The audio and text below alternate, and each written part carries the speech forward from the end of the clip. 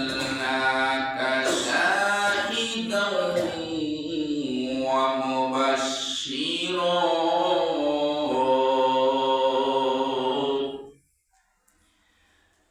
অর্থ হয়েছে ইন্না নিশ্চয়ই আরসালনাকা, হে নবী আপনি তো রহমতের নবী, শাহিদা ওয়া মুবাশশিরা ওয়া নাযীরা, আপনি তো সমস্ত উম্মতের আমলনামার সাক্ষী, সমস্ত উম্মতের আমলনামা সাক্ষী। এই আয়াতের ব্যাখ্যা করতে গিয়ে তাফসীরের মধ্যে উল্লেখ হয়েছে শুধু উম্মতের সাক্ষী না, আল্লাহ যে একজন, সেই আল্লাহর পরিচয় সাক্ষীও আমার নবী। আসমান যে আছে তার পরিচয় সাক্ষীও আমার নবী। চন্দ্র যে আছে তার পরিচয় সাক্ষীও আমার নবী। হাসর আছে তার পরিচয় সাক্ষীও আমার নবী। মিজান আছে তার পরিচয় সাক্ষীও আমার নবী। জান্নাত আছে তার পরিচয় সাক্ষী আমার নবী। জাহান্নাম আছে তার পরিচয় সাক্ষী আমার নবী। এই জমিন, সাত জমিন আছে সেই পরিচয় সাক্ষী আমার নবী। এবং লৌহ আছে তাহার পরিচয় সাক্ষী আমার নবী। এবং লৌহ কলম আছে তাহার পরিচয় সাক্ষী আমার নবী। এমনি করে আল্লাহর সৃষ্টি জীবের ভিতরে যা আছে সব কিছুর সাক্ষী হয়েছেন আমার নবী। সব কিছুর সাক্ষী কি? আমার নবী।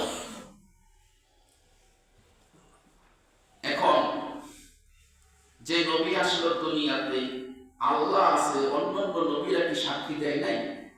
তাহলে সবকিছুর সাক্ষী নবী কেমনে বলেন? কোরআন থেকে দলিল দেন।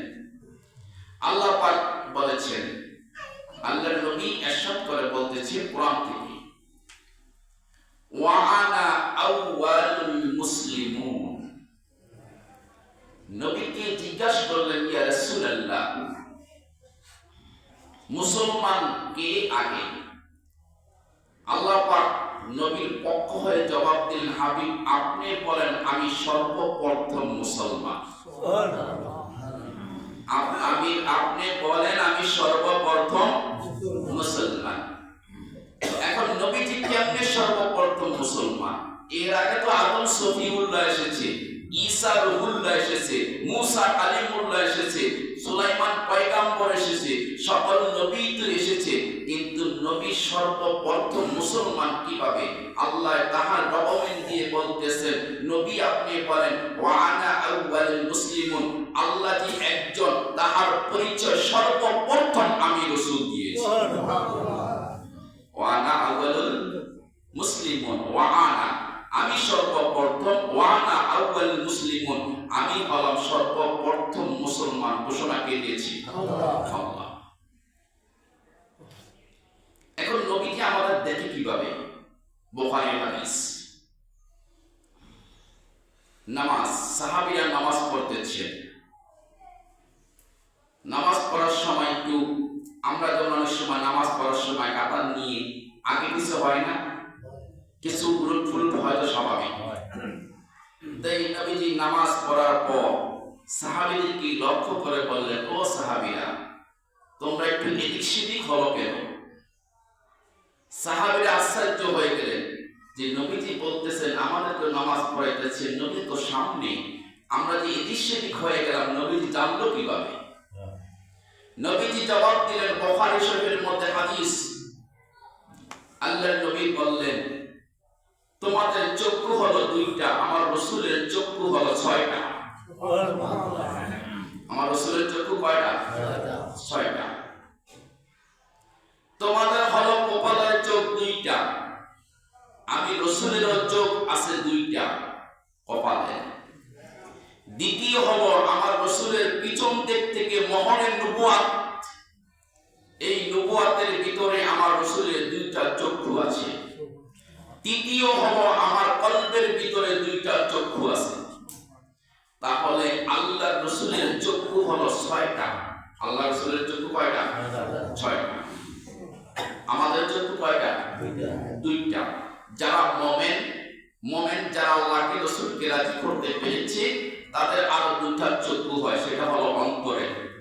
কিন্তু অন্তরের চক্ষু ছাড়াও আরো দুইটা চক্ষু আল্লাহ রাসূলের ছিলেন, সেটা হলো মহরে নবুয়াতে, অর্থাৎ রাসূলের পিছন মোবারক একটা মহরে নবুয়াত ছিল। সেই মহরে নবুয়াতের ভিতরে দুইটা চক্ষু আছে।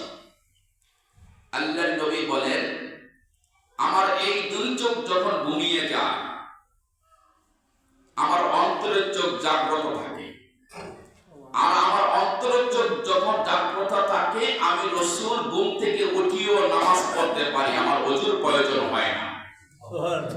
কথা বুঝেন? ওযুর প্রয়োজন হয় না। আর আমার যে নবুয়াতের যে দুইটা চক্ষু দেওয়া আল্লাহ পাক দিয়েছেন, এই চক্ষু দিয়ে আমি এই সাত নবী বের করে নিচে কি আছে, সেই নিচে সাগর আছে, সাগরের নিচে আগুন আছে, আগুনের নিচে যে উত্তপ্ত আছে, যে আল্লাহ সৃষ্টি করে আরো অনেক কিছু রেখেছে, আমি রাসূল সেই পর্যন্ত এই দুইটা চক্ষু দিয়ে দেখতে পাই। এবং আমার উম্মতকে কোন জায়গায় কি অবস্থায় আছে, কি বিচরণ করতেছে, আমার উম্মতের দিলের ভিতরে কার ভিতরে কি আছে, শুধু উপরে দিয়ে কি নবী দেখা না ভিতরে আছে, সেইটা পর্যন্ত আমি রাসূল দুই নয়নে দেখতে পাই। শুধু তাই নয়, আমি সেই মহরের নবুয়াতের চক্ষু দিয়ে আমি রাসূল এমন কিছু দেখতে পাই যে আল্লাহ পাক সৃষ্টি যা করেছেন, আল্লাহ পাকের আরশ আজিম পর্যন্ত সেই চক্ষু দিয়ে আমি দেখতে পাই।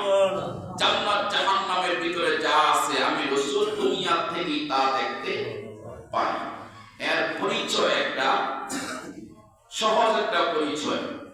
আপনি আমি কবরের ভিতরে দেখি, কথা বলেন, কবরের ভিতরে কি হয় দেখি? কোনো দেখি? দেখছেন কোন সময়? দেখেন নাই। রাসূল পাক সাল্লাল্লাহু আলাইহি সাল্লাম কবর থেকে কবরের পাশ দিয়ে হেঁটে গেলে আল্লাহ নবী জানতো যে এই কবরের ভিতরে কি জান্নাতি না জাহান্নামী। জান্নাতি না জাহান্নামী, আল্লাহ রাসূল কবরের পাশ দিয়ে হেঁটে যেতেছেন, দেখে কবরের ভিতরে আযাব শুরু হয়েছে। আমরা কবরের ভিতরে খেজুরের ডাল, বড়ির ডাল কবরে কাটি না? আজকে মাসওয়াটা শুনে কই থেকে আসছে বুঝবে সহজে। রাস্তা দিয়ে নবীজি যেতেছেন, যাওয়ার সময় দেখে কবরের ভিতরে আযাব। নবীজি কবরের পাশে দাঁড়িয়ে গেলেন, সাহাবায়ে কেরাম রাসূলের সাথে দাঁড়িয়ে গেলেন। দাঁড়ানোর পর সাহাবীদেরকে লক্ষ্য করে আল্লাহর নবী বললেন, ও সাহাবীরা, অমুক গাছ থেকে একটা খেজুরের ডাল, একটা কুল গাছের ডাল, কুল মানে বরই, বরই গাছের ডাল তুমি ভেঙে নিয়ে আসো। সাহাবায়ে কেরাম একটা বরই গাছের ডাল ভেঙে আনলেন। আনার সাথে আল্লাহর নবী আদেশ করলেন যে এই কবরের এমন জায়গায় গেঁথে দাও। সাহাবায়ে কেরাম বললেন, ইয়া রাসূলুল্লাহ, ইয়া হাবিবাল্লাহ, এটা গেঁথে দিলে কি লাভ হবে?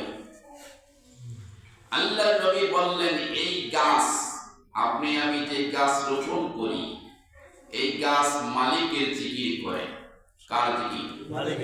মালিকের জিকির করে। মালিক কে বলেন তো? আল্লাহ। আল্লাহ পাকের জিকির করে। এই গাছটা যতক্ষণ পর্যন্ত তাজা থাকবে, যতক্ষণ পর্যন্ত তাজা